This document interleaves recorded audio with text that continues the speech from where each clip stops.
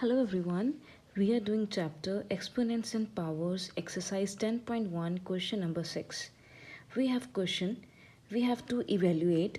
This is the equation part number 1. We have 1 by 3 raised to the power minus 1 minus 1 by 4 raised to the power minus 1 ਤੇ ਸਾਰੇ hole ਦੀ power ਕੀ ਹੈ minus 1. ਪਹਿਲਾਂ ਆਪਾਂ ਅੰਦਰੋਂ terms solve ਕਰਾਂਗੇ. ਹੁਣ ਦੇਖੋ ਆਪਣੇ ਕੋਲ ਹੈ 1 by 3 the power minus 1. that is ਅਗਰ ਆਪਣੇ ਕੋਲ a by b ਕੋਈ ਟਰਮ ਹੈ ਉਹਦੇ ਸਾਰੇ ਦਾ ਇਨਵਰਸ ਹੈ. ਅਗਰ ਆਪਾਂ ਇਸ ਦਾ ਰੈਸੀਪ੍ਰੋਕਲ ਕਰ ਦਈਏ ਤਾਂ ਇਸ ਦੀ ਪਾਵਰ ਕੀ ਹੋ ਜੂਗੀ ਪੋਜ਼ੀਟਿਵ. ਇਹਨੂੰ ਆਪਾਂ ਐਵੇਂ ਵੀ ਲੈ ਸਕਦੇ ਹਾਂ ਜਾਂ ਫਿਰ ਅਗਰ ਆਪਣੇ ਕੋਲ ਇੱਕ ਟਰਮ ਦੇ ਉੱਪਰ ਪਾਵਰ ਮਾਈਨਸ ਹੈ ਅਗਰ ਆਪਾਂ ਰੈਸੀਪ੍ਰੋਕਲ ਕਰਦੇ ਹਾਂ ਉਹ ਕੀ ਹੋ ਜੂਗੀ ਪੋਜ਼ੀਟਿਵ. ਸਿਮਿਲਰਲੀ ਜਦੋਂ a ਦਾ ਰੈਸੀਪ੍ਰੋਕਲ ਕੀਤਾ 1 by a ਹੋ ਗਿਆ, b ਦਾ ਕੀਤਾ ਤਾਂ b ਉੱਪਰ ਚਲਾ ਜਾਏਗਾ ਨਿਊਮਰੇਟਰ ਦੇ ਵਿੱਚ. ਸੋ 1 by 3 ਨੂੰ ਆਪਾਂ ਕਿਵੇਂ ਲਿਖ ਸਕਦੇ ਹਾਂ 3 by 1 ਸਾਰੇ ਦੀ ਪਾਵਰ 1. ਠੀਕ ਹੈ, ਰੈਸੀਪ੍ਰੋਕਲ ਕੀਤਾ ਪਾਵਰ ਕੀ ਹੋਗੀ ਪੋਜ਼ੀਟਿਵ. ਸਿਮਿਲਰਲੀ ਇੱਧਰ ਵੀ ਕੀ ਆ ਜਾਏਗਾ 4 by 1 ਦੀ ਪਾਵਰ 1 ਸਾਰੇ ਦੀ ਪਾਵਰ ਕੀ ਆ ਗਈ -1. ਹੁਣ ਦੇਖੋ 1 raised to power 1 ਨਹੀਂ ਹੋਏਗਾ. So what we are left with 3 raised to the power 1 is 3 minus 4 raised to the power 1 is 4 ਸਾਰੇ ਦੀ ਹੋਲ ਦਾ ਕੀ ਆ ਗਈ power -1. 3 minus 4 is -1 -1 the power ਕੀ ਆ ਗਈ -1. ਸੋ ਹੁਣ ਆਪਾਂ ਇਹਨੂੰ ਪੋਜ਼ੀਟਿਵ ਬਣਾਉਣਾ. ਅਗਰ ਆਪਣੇ ਕੋਲ ਨਿਊਮਰੇਟਰ 'ਚ ਕੋਈ ਟਰਮ ਹੈ ਅਤੇ ਉਹਦੀ ਪਾਵਰ ਨੈਗੇਟਿਵ ਹੈ, ਅਗਰ ਉਹ ਡਿਨੋਮੀਨੇਟਰ 'ਚ ਚਲੇ ਜਾਏ ਤਾਂ ਪਾਵਰ ਕੀ ਹੋ ਜੂਗੀ positive. So it can be written as 1 by -1 the power 1 by 1 is 1 ਅਤੇ ਸਾਈਨ ਕੀ ਆ ਜਾਏਗਾ negative the. So -1 is the answer. Moving on to the second part, we have equation 8 by 5 the power 8 powers minus ਨੇ -7 ਅਤੇ 5 by 8 the power -4.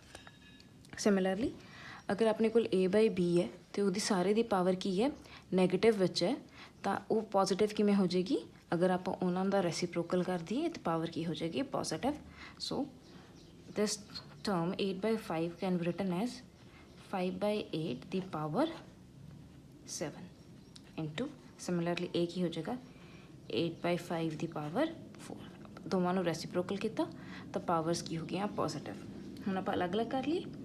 ਅਗਰ ਆਪਣੇ ਕੋਲ hole a by b the power m ਹੈ ਅਤੇ ਇਹ ਲਾਅ ਆਫ ਐਕਸਪੋਨੈਂਟ ਹੈ ਵੀ ਆਪਾਂ ਇਹਨਾਂ ਨੂੰ ਪਾਵਰਸ ਨੂੰ ਅਲੱਗ ਅਲੱਗ ਕਰ ਸਕਦੇ ਹਾਂ.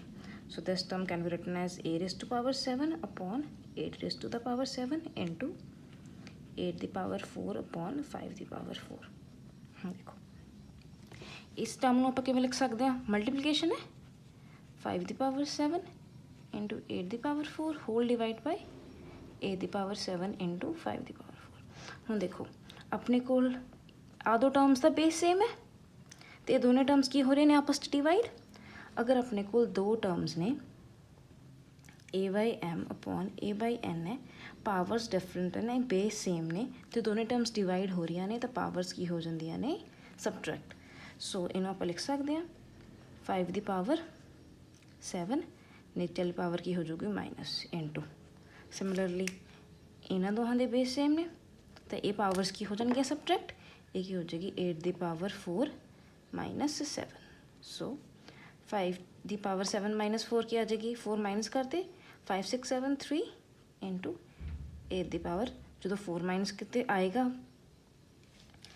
ਉਰੇ ਵੀ 3 ਹੀ ਬਟ ਕੀ ਕਾਹਦਾ ਆਏਗਾ 3 ਨੈਗੇਟਿਵ ਦਾ ਬਿਕੋਜ਼ 7 ਗ੍ਰੇਟਰ ਹੈ. ਸੋ ਹੁਣ ਦੇਖੋ 8 ਦੀ ਪਾਵਰ -3 ਹੈ ਤਾਂ ਅਗਰ ਆਪਾਂ ਇਹਨੂੰ ਰੈਸੀਪ੍ਰੋਕਲ ਕਰ ਦਈਏ ਤਾਂ ਪੋਜ਼ੀਟਿਵ ਆ ਜਾਏਗੀ. ਸੋ ਇਹ ਆ ਜਾਏਗਾ 5 ਦੀ ਪਾਵਰ 3 upon 8 ਦੀ ਪਾਵਰ 3. 5 ਦਾ ਕਿਊਬ ਕੀ ਹੁੰਦਾ 5 into 5 into 5 that is 125. 8 the cube ਕੀ ਹੁੰਦਾ 8 into 8 into 8. what is 8 into 8 into 8 8 8 the 64 into 8 is 512. So this is the answer. You can leave here also or you can either solve it. So that's all for today. Thank you.